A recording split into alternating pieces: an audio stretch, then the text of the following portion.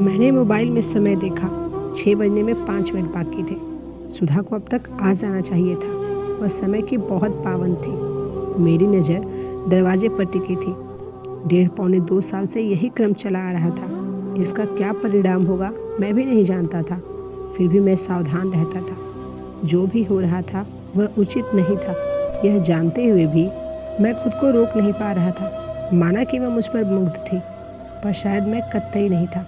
मेरा हरा भरा पूरा संसार था। सुंदर सुशील गृहस्थ पत्नी, 2 बच्चे, प्रतिष्ठित रौबदार वाली नौकरी। 15 साल के वैवाहिक जीवन में पत्नी से कभी किसी तरह की कोई किचकिच नहीं। यह अलग बात है कि कभी पल 2 पल के लिए किसी बात पर तू मैं हो गई। फिर भी अंदर से व्यवहारिक गृहस्थ कह रहा था कि अभी समय है, यही रुक जाओ, वापस लौट आओ। वैसे सुधा के साथ मेरे जो संबंध थे वे इतने छिछोरे नहीं थे कि एक झटके में तोड़े जा सके या अलग हुआ जा सके। सबसे बड़ी बात यह थी कि हमने कभी मर्यादा लांघने की कोशिश नहीं की। हमारे रिश्ते पूरी तरह स्वस्थ और समझदारी भरे थे। कुछ हद तक मेरे बातचीत करने के लहजे और कलात्मक स्वभाव की वजह से वह मेरी ओर आकर्षित हुई थी। इसमें कुछ भी अस्वाभाविक नहीं था। आपसे 10 साल छोटी युवती आपसे जबरदस्त रूप से प्रभावित हो और आप सन्यासी जैसा व्यवहार करें, यह संभव नहीं है। मैंने भी खुद को काबू में रखने की कोशिश की थी, पर मेरी यह कोशिश बनावटी थी, क्योंकि शायद मैं उससे दूर नहीं रह सकता था। कोशिश की ही वजह से आकर्षण घटने के बजाय बढ़ता जा रहा था। लगता था कि यह छूटेगा नहीं। उसकी नौसिखिया लेखकों जैसी कहानियों को मैं अस्वीकृत कर देता। वह शर्माती और निखालसित हंसी हंसती थी, फिर फटी आंखों से मुझे देखती और अपनी कहानी अपने ही हाथों फाड़ कर कहती, दूसरी लिख कर लाऊंगी, कहकर चली जाती। हमारे बीच किताबों का लेन देन होने लगा था। उसकी दी गई किताबें ज़्यादातर मेरी पढ़ी होती थी। कुछ मुझे पढ़ने जैसी नहीं लगती थी, मैं उन्हें वापस कर देता था। वह मेरे अहम को झकझोरती रहती थी। शायद मैं उसे हैरान करने वाली युक्तियों से ठंडक पहुंचाता रहता था, क्योंकि मैं पुरुष था। हमारे संबंध यानी रिश्ते भले ही चर्चा में नहीं थे, पर खुसुर फुसुर तो होने ही लगी थी। यहाँ एक बात स्पष्ट कर दूं कि हमारे बीच किसी भी तरह का शारीरिक संबंध नहीं था। इस तरह के रिश्ते के बारे में हमने कभी सोचा भी नहीं था। सुधा से इस तरह की मैंने कभी अपेक्षा भी नहीं की थी, न ही मेरा कोई इरादा था। उससे मेरा रिश्ता मानसिक स्तर का था। जिस तरह लोगों के बीच समान स्तर का होता है, उसी तरह मेरा और उसका बौद्धिक रिश्ता था। ऐसा शायद समाज के डर से था, पर मैं उससे रिश्ता तोड़ने से घबरा रहा था। हमारा समाज स्त्री पुरुष की दोस्ती को स्वस्थ नज़रों से नहीं देखता, यह सत्य भी है, पर ये रिश्ते स्थूल थे, धरातल के थे। यह मान लेना चाहिए कि मेरे और सुधा के बीच रिश्ते पवित्र थे। उसके मन में मेरे प्रति जो आदर था उसे मैं सस्ते में नहीं ले सकता था। इस बात पर मुझे जरा भी विश्वास नहीं था। कल शाम उसका फ़ोन आया, सर कल शाम को 6 बजे मिल सकते हैं। मना करने का मन था, इसलिए मैंने पूछा, ऐसा क्या काम है? काम होगा तभी मिल सकते हैं क्या सर? ऐसा तो नहीं है, पर ओके मिलते हैं, बस कहकर मैंने फ़ोन रख दिया। मेरे फ़ोन रखते ही पत्नी ने पूछा, कौन था? मैं कुछ जवाब दूँ उसके पहले ही बोली, सुधा ही होगी। हाँ मिलना चाहती है। तुम नहीं मिलना चाहते? बेधड़क सवाल। पत्नी के इस सवाल का जवाब हाँ या ना में नहीं दिया जा सकता था। मैंने कहा, डरता हूँ सुरेखा, वह भी मेरी तरह लेखक बनना चाहती है। स्त्री पुरुष का भेद किए बगैर मुझे उसकी मदद करनी चाहिए, पर वह स्त्री है और सुंदर भी, इसलिए तुम उदार बन रहे हो ना?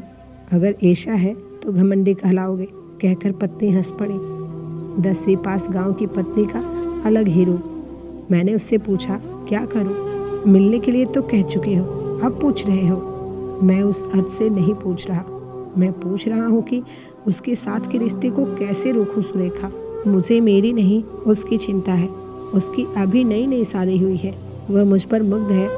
उसकी यह मुग्धता उसके दाम्पत्य में आग लगा सकती है। I am really confuse Surekha. वह बहुत ही प्यार करने वाली है। स्पष्ट और सख्ती से कह दो तुम्हें फ़ोन न करे, जितना हो सके उतना दूर रहो उससे। पत्नी की सलाह व्यवहारिक थी। मेरे भीतर का व्यवहार कुशल आदमी उसकी बात से सहमत था, पर बावली मन वह नहीं चाहता था। उसे इस बात में बिल्कुल विश्वास नहीं था। वह सोच रहा था जो तुम्हें पवित्रता से चाहे, तुम्हारा आदर करे, तुम्हारी दोस्ती के बदले गर्व महसूस करे, उसका अपमान, उसकी उपेक्षा ठीक नहीं। इस तरह के आदमी की फिक्र तो सामान्य आदमी भी नहीं करता। तुम तो लेखक हो। लेखक तो समाज से ऊपर उठकर सोचता है। उस रात नींद नहीं आई। पूरी रात करवटें बदलता रहा। दिन में ऑफिस के समय बेध्यान हो जाता। 5:45 बजे डायरेक्टर से अनुमति लेकर कॉफ़ी हाउस के लिए निकल पड़ा। कॉफ़ी हाउस नज़दीक ही था। मैं गाड़ी से 5 मिनट में पहुंच गया। 6 बजने में 5 मिनट बाकी थे। मैंने 2 कप कॉफ़ी का ऑर्डर कर दिया। अभी तक आई क्यों नहीं? मैं घबराकर मोबाइल देखा। मुझे वहाँ आए करीब 10 मिनट हो गए थे। कोई मुश्किल तो नहीं आ गई? आजकल के पतियों के बारे में कुछ कहा नहीं जा सकता। ज़बरदस्त नज़र रखते हैं पत्नियों पर। मोबाइल पर रिसीव्ड और डायल नंबर चेक करते हैं।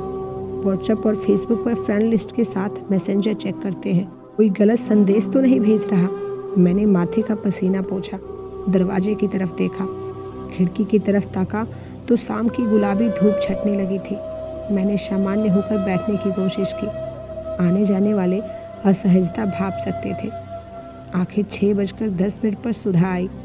ब्लैक टी शर्ट और गाढ़ी नीली जींस में आकर्षक लग रही थी। मैंने मन को लताड़ा। तू तो कहता है कि शारीरिक आकर्षण नहीं है, मानसिक दोस्ती है। तो फिर? Sorry sir, I am late. बैठो, मैंने कॉफ़ी का ऑर्डर कर दिया है। शुक्रिया सर। सब कुछ ठीक तो है ना? पर ज़्यादा समय तक नहीं रहेगा। वातावरण भारी हो उठा।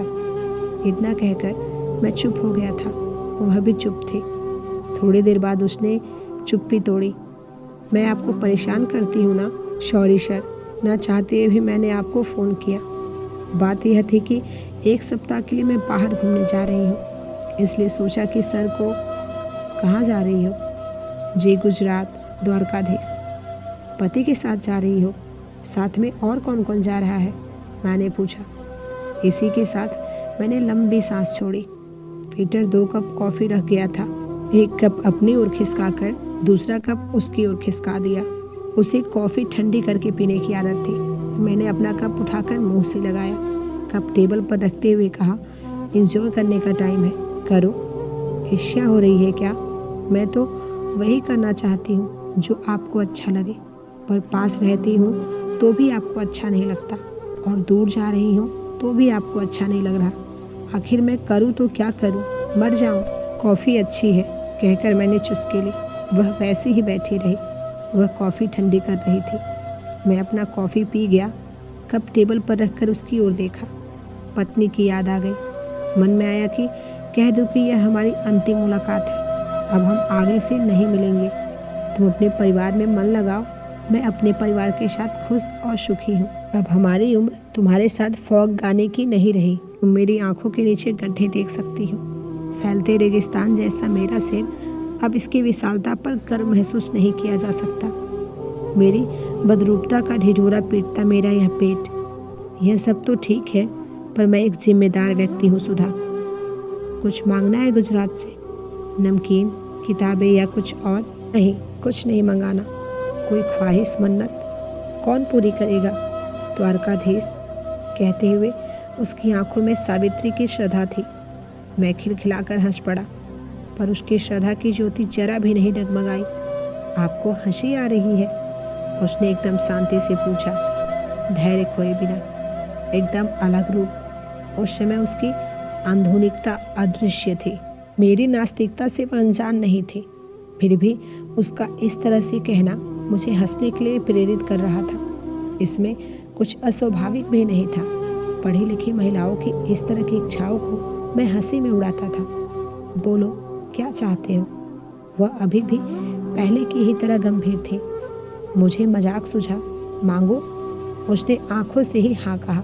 सुधा, तुम मुझे पसंद नहीं या तुम्हारे प्रति आकर्षण नहीं, यह कहकर मैं खुद के साथ छल नहीं करूँगा। भगवान के प्रति मुझे जरा भी श्रद्धा नहीं है, पर तुम्हारी श्रद्धा की भी हंसी उड़ाने का मुझे कोई हक नहीं है। मुझे अब कोई लालसा नहीं है।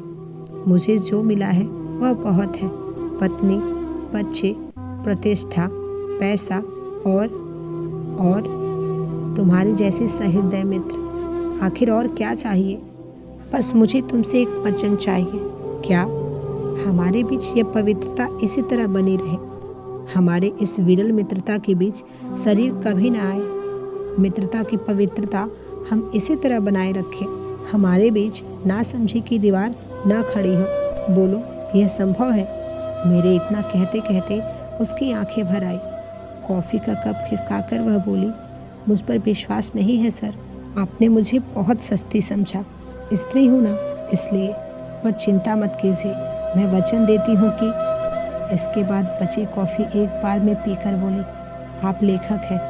हैरानी हो रही है कि आप लेखक होकर भी कितने कठोर हैं।